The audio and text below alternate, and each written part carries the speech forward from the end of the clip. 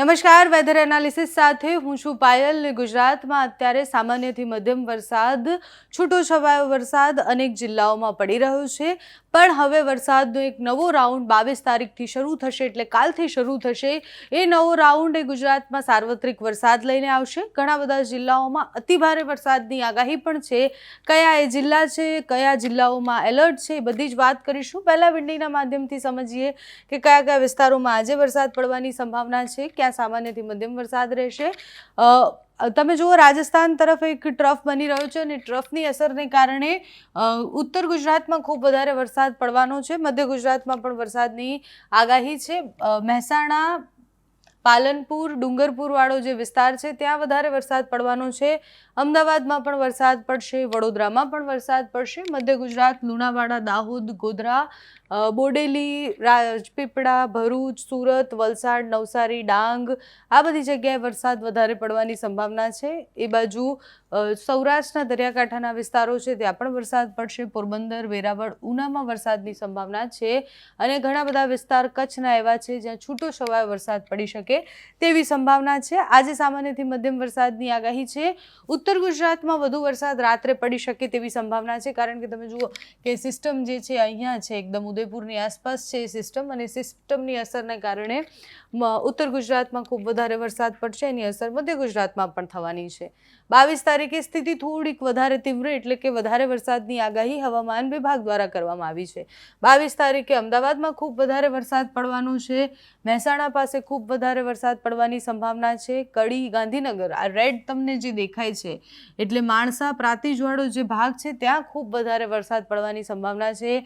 વિરમગામ પણ વરસાદ પડશે. અમદાવાદમાં આસપાસના જેટલા પણ વિસ્તારો છે ત્યાં બધી જગ્યાએ વરસાદ પડશે. આ બાજુ બાયડ અને મધ્ય ગુજરાતના જે ભાગો છે, લુણાવાડા, ગોધરા, એ બધા જ વિસ્તારોમાં ભારે વરસાદ પડવાની સંભાવના છે.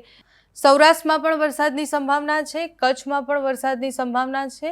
એટલે ઉત્તર ગુજરાત હાઈ એલર્ટ પર છે. મધ્ય ગુજરાતમાં સામાન્યથી મધ્યમ વરસાદ, દક્ષિણ ગુજરાતમાં ખૂબ વધારે વરસાદ કાલે પડી શકે તેવી સંભાવના છે. 22 તારીખથી આ જે નવો રાઉન્ડ છે વરસાદનો, એ નવો રાઉન્ડ શરૂ થવાનો છે. એટલે સાર્વત્રિક વરસાદ રહેવાનો. આખું અઠવાડિયું સામાન્ય, મધ્યમ અને ભારે વરસાદની આગાહી હવામાન વિભાગ દ્વારા કરવામાં આવી છે. 22 તારીખે રાત સુધીમાં વડોદરાની આસપાસ વધારે વરસાદની સંભાવનાઓ દેખાઈ રહી છે. અમદાવાદમાં સતત વરસાદ પડશે. દરિયાકાંઠાના વિસ્તારોમાં સતત વરસાદ પડવાનો છે. આ બાજુ દક્ષિણ ગુજરાતમાં પણ 22 અને 23 તારીખે સતત વરસાદની આગાહી છે.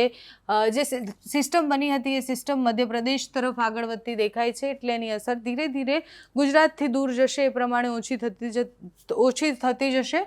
પણ 22, 23 અને 24 તારીખે તો ભારે વરસાદની આગાહી કરવામાં આવી છે અને વિંડીમાં પણ દેખાઈ રહ્યું છે કે 22, 23 અને 24 તારીખે ગુજરાતમાં સારો એવો વરસાદ પડવાનો છે. ગુજરાતના મહત્તમ ભાગોમાં, એટલે મોટા ભાગે બધા જ વિસ્તારોને આવરી લે એવો વરસાદ પડવાનો છે.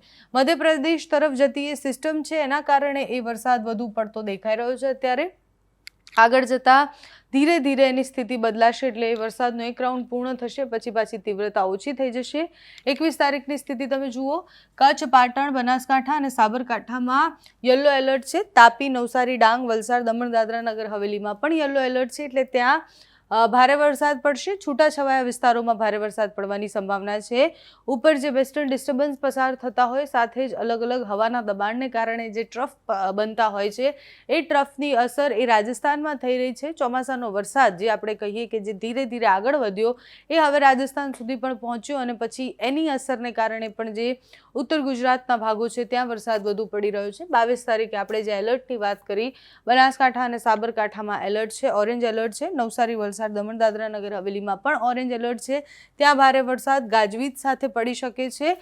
બાકીના વિસ્તારો તો યલો એલર્ટ છે, એટલે કચ્છ, જામનગર, મોરબી, સુરેન્દ્રનગર, પાટણ, મહેસાણા, ગાંધીનગર, અમદાવાદ, આણંદ, ખેડા, અરવલ્લી, મહીસાગર, પંચમહાલ અને દાહોદ, આ બાજુ તાપી અને ડાંગમાં ભારે વરસાદની આગાહી કરવામાં આવી છે. યલો એલર્ટ આપવામાં આવ્યું છે, એટલે ત્યાં ભારે વરસાદ પડી શકે છે. બનાસકાંઠા, પાટણ, સુરેન્દ્રનગર, રાજકોટ, બોટાદ, ગીર સોમનાથ, અમદાવાદ, ગાંધીનગર, અરવલ્લી, ખેડા, મહીસાગર, પંચમહાલ, દાહોદ, તાપી, ડાંગમાં યલો એલર્ટ છે. બાકી 23 તારીખે મહેસાણા, સાબરકાંઠા, અમરેલી, ભાવનગર, નવસારી, વલસાડ, દમણ, દાદરા નગર હવેલીમાં ઓરેન્જ એલર્ટ છે. એટલે 23 તારીખે પણ સ્થિતિ એ જ રહેવાની છે. 24 તારીખે એની તીવ્રતા થોડીક વધારે વધશે. અનેક જિલ્લાઓ એવા છે જે યલો એલર્ટમાં આવી ગયા છે, અનેક જિલ્લાઓ એવા છે જે ઓરેન્જમાં હતા. એટલે 22 પણ ઓરેન્જમાં હતા, 23 પણ ઓરેન્જ અને 24 તારીખે પણ ત્યાં ભારે વરસાદની આગાહી છે. બનાસકાંઠા, મહેસાણા અને સાબરકાંઠા, અમરેલી, ભાવનગર, નવસારી, વલસાડ, દમણ, દાદરા નગર હવેલીમાં ઓરેન્જ એલર્ટ છે. એટલે ત્યાં ભારે વરસાદની આગાહી છે. કચ્છ, પાટણ, સુરેન્દ્રનગર, રાજકોટ, જૂનાગઢ, ગીર સોમનાથ, બોટાદ, અમદાવાદ, ગાંધીનગર, અરવલ્લી, મહીસાગર, ખેડા, આણંદ, પંચમહાલ, વડોદરા, ભરૂચ, સુરત, તાપી, ડાંગ આ બધા જ વિસ્તારોમાં ભારે વરસાદ પડવાનો છે. આ બધા જ વિસ્તારોમાં યલો એલર્ટ આપવામાં આવ્યા છે. 25 તારીખથી સ્થિતિ છે એ સામાન્ય થતી દેખાશે. ઉત્તર ગુજરાત તરફ જે વધુ વરસાદ હતો એ ઓછો થઈ જશે. એની જગ્યાએ આ બાજુ કચ્છ અને દરિયાકાંઠાના વિસ્તારોમાં વધારે વરસાદની સંભાવનાઓ છે. દેવભૂમિ, દ્વારકા, નવસારી, વલસાડ, દમણ, દાદરા નગર હવેલીમાં ઓરેન્જ એલર્ટ છે. કચ્છ, મોરબી, સુરેન્દ્રનગર, જામનગર, રાજકોટ, પોરબંદર, જૂનાગઢ, ગીર સોમનાથ, સુરત, તાપી અને ડાંગ આટલા વિસ્તારોમાં યલો એલર્ટ છે. એટલે 25 તારીખ સુધીમાં સ્થિતિ આખી બદલાઈ જવાની છે. પણ 22 તારીખથી લઈને 25 તારીખ સુધી ગુજરાતમાં સાર્વત્રિક વરસાદની આગાહી છે. ચોમાસાનો જે વરસાદ પડતો હોય છે એ વરસાદનો રાઉન્ડ કાલથી શરૂ થશે. એના પછી અલગ અલગ સિસ્ટમો બનવાની સંભાવનાઓ છે. એટલે અરબી સમુદ્રમાં પણ સિસ્ટમ બનશે.